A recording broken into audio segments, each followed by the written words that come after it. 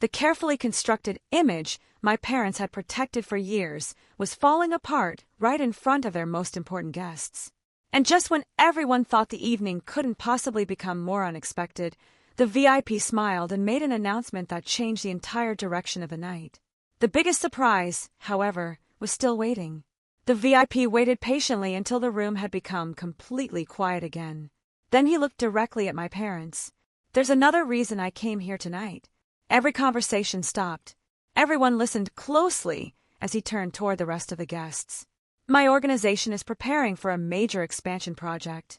We spent the last several months searching for the right person to lead it." Several investors leaned forward, realizing how significant the announcement was. Then the VIP smiled.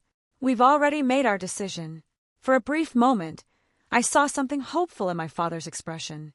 Daniel also looked surprised, clearly wondering what was about to happen. Neither of them could have imagined what the VIP said next. "We want Emily!" The ballroom immediately erupted in applause. I stood completely still, almost unable to believe what I had just heard. For years, I had wondered what it would feel like to finally have my work recognized. But standing there in that moment, with everyone looking at me, I couldn't even find the right words. The VIP turned toward the service doors and motioned for me to come forward. "Emily, would you join us?" Slowly, I stepped out from behind the doors. For the first time that evening, nobody looked through me or treated me as though I wasn't there. Every person in the room was watching me. As I walked toward the front, I noticed something I hadn't expected. Daniel was smiling. It wasn't the polished, forced smile he often wore during company events. This time it was genuine. When I reached him, he leaned closer and quietly said, "You deserve this." Then he stepped aside and allowed me to continue forward. The applause grew louder as I approached the front of the ballroom. My parents remained completely silent. For once, they had no explanation and no way to redirect the attention toward Daniel. The truth was already standing in front of everyone. The VIP handed me the microphone. I took a slow breath and looked around the room before speaking. "For a long time, I believed that being overlooked meant I wasn't valuable," I said. "But I've learned something important. Recognition doesn't create someone's worth. It simply reveals what was already there." The room became quiet for a moment. Then people began nodding, and several guests applauded again. The partnership moved forward, and the expansion project eventually became the biggest professional opportunity of my career. But the most important part wasn't the title, the money, or the attention. It was realizing that I no longer needed my family's approval to understand my own value. That night marked the beginning of a completely different chapter of my life. I had spent years working quietly in the background, believing that being unseen was simply my place in the family. But sometimes the people standing in the shadows are the ones quietly holding everything together. And sooner or later, the right people notice. When they finally do, everything can change. The VIP shook Daniel's hand, but something about his reaction seemed unusual. Instead of looking impressed, he appeared confused. His eyes moved slowly across the ballroom, as though he were searching for someone. Then he asked a question that nobody in the room expected to hear. "Where's Emily?" The entire ballroom went silent. My heart seemed to stop for a moment. I actually wondered whether I had heard him correctly. But judging by the shocked expressions on everyone's faces, there was no doubt. They had all heard the question. My father quickly forced a nervous laugh. "Oh, she's around somewhere." The VIP didn't laugh. He simply looked at my father and said, "I'd like to see her." My mother's expression immediately tightened. "She's helping with a few things in the back," she replied. The VIP frowned slightly. "In the back?" The uncomfortable silence that followed felt almost unbearable. Guests exchanged confused looks, while several investors began paying much closer attention to the conversation. The VIP looked directly at my parents before asking another question that completely changed the mood in the room. "If Emily is here, why isn't she standing beside you?" Nobody answered. The ballroom had become so quiet that I could hear the soft background music coming from the speakers above us. My parents stood there looking trapped, clearly trying to figure out what to say next. The VIP glanced around the room before continuing. "That's surprising," he said. "I assumed Emily was already one of the senior executives at this company." Confusion spread through the crowd almost immediately. My father's confident expression disappeared. One of the investors looked from him to the VIP. "What do you mean?" he asked. The VIP turned toward the investor. "For the past 3 years, many of the solutions my team has implemented came directly from Emily. She was involved in nearly every major strategy discussion, proposal review, and difficult problem we brought to the company. Whenever our team reached a point where we couldn't find an answer, Emily usually had a solution." Several people slowly turned toward my parents. Their expressions were changing by the second. First there was confusion, then curiosity, and finally disbelief. The VIP continued speaking. "Honestly, the main reason I agreed to attend tonight was because I wanted the opportunity to finally meet the person whose work has impressed our organization so consistently." My mother's face had gone pale. My father opened his mouth as if he wanted to respond, but nothing came out. Then something happened that I never expected. Daniel stepped forward. For a second, I thought he was going to defend our parents or find some way to explain what was happening. Instead, he lowered his head and spoke quietly. "He's telling the truth." Every person in the room immediately looked at him. Daniel swallowed hard before continuing. "The ideas everyone has been praising me for weren't mine alone. Emily came up with most of the solutions. She created the plans. I was the one who presented them." A stunned murmur moved through the ballroom. Several investors exchanged shocked glances as the pieces suddenly began falling into place. Questions started coming from every direction. "If that's true, why was she never recognized?" someone asked. Another investor looked toward my parents and demanded, "Why wasn't she introduced tonight?" Someone else asked, "And why is she working in the back if she's responsible for so much of the company's success?" My parents struggled to answer. Every explanation they attempted only created another uncomfortable question. The more they tried to justify their decisions, the worse the situation became. Years of favoritism, hidden contributions, and deliberate exclusion were suddenly visible to everyone in the room. The carefully constructed image my parents had protected for so long was beginning to collapse right in front of their most important guests. And despite what my mother had told me, I spent most of the day helping behind the scenes.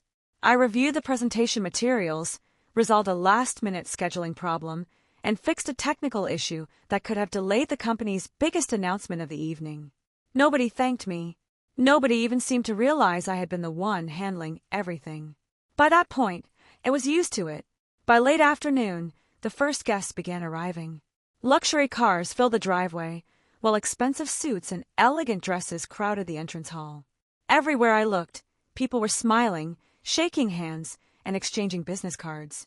Meanwhile, I had been instructed to stay near the service area behind the ballroom.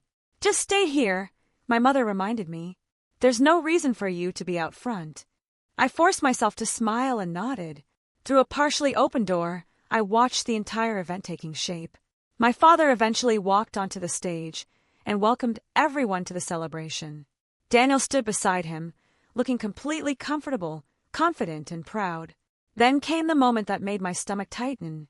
My father lifted his glass and waited for the room to become quiet. "As many of you already know," he announced, "the future of this company is in excellent hands. My son Daniel will soon be taking on a much greater leadership role." The ballroom immediately filled with applause. Daniel smiled and nodded as people congratulated him. I stood behind the door and watched. In just a few sentences, years of work I had quietly contributed seemed to vanish as though they had never happened. I took another step backward, making myself even less visible. A few minutes later, I overheard several executives talking about the most anticipated arrival of the evening. A powerful investor was expected to arrive soon, and everyone knew that his partnership could dramatically change the company's future. People were already discussing how to impress him, what they should say, and who would get the opportunity to speak with him. Then the atmosphere in the ballroom suddenly changed. Excited whispers spread from one side of the room to the other as people turned toward the entrance. Outside, a sleek black motorcade pulled into the driveway. The moment the VIP stepped out and walked through the front doors, the carefully controlled atmosphere began to unravel. From where I stood behind the ballroom doors, I couldn't get a clear look at him. At first, I only noticed how quickly the crowd reacted. Conversations became quieter. Laughter faded. People adjusted their jackets, straightened their posture, and moved toward the entrance. Whoever this man was, everyone wanted his attention. A few moments later, he entered the ballroom. My father immediately walked toward him with a wide, welcoming smile. "Welcome," he said enthusiastically. "We're honored you could join us." The VIP shook his hand politely, but didn't seem particularly impressed by the elaborate reception around him. He carried himself with a calm confidence that made it obvious he wasn't there to be dazzled. My mother quickly joined my father, along with several investors and senior executives who gathered around the newcomer. Within seconds, the entire center of the room seemed to revolve around him. I watched quietly from my position near the doorway as my father began introducing some of the most important people at the event. Then, exactly as I expected, he placed a proud hand on Daniel's shoulder. "And this," he announced, "is my son, Daniel, the future leader of our company." Several people applauded again. Daniel smiled confidently as he accepted their attention. But then the VIP looked past him, toward the back of the ballroom, and his expression suddenly changed. My mother looked directly into my eyes and gave me that familiar smile, the one I had learned to recognize as a warning. "Stay in the kitchen tonight," she told me. "The VIP guests will be arriving soon, and we don't need any distractions." I nodded without arguing, just as I always did. After 26 years of being treated like the uncomfortable secret of the family, I had learned that speaking up usually only made things worse.